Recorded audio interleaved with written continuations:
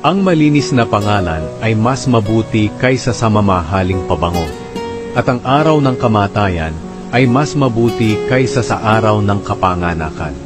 Mas mabuting pumunta sa namatayan kaysa sa isang handaan, dahil ang lahat ay mamamatay. Dapat ay lagi itong isipin ng mga buhay pa. Ang kalungkutan ay mas mabuti kaysa sa kaligayahan, dahil ang kalungkutan ay nakakatuwid ng buhay ng tao. Laging iniisip ng marunong ang kamatayan, pero ang hangal, ang laging iniisip ay kasiyahan. Mas mabuting makinig sa pagsaway ng marunong kaysa makinig sa papuri ng hangal. Ang tawa ng hangal ay parang tinik na pag iginatong ay nagsasalpikan ang apoy. Ito ay walang kabuluhan. Ang marunong kapag nandaya ay para na ring hangal. Kung tumatanggap ka ng suhol, sinisira mo ang sarili mong dangal.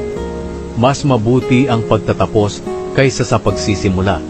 Ang pagiging matiisin ay mas mabuti kaysa sa pagiging mapagmataas.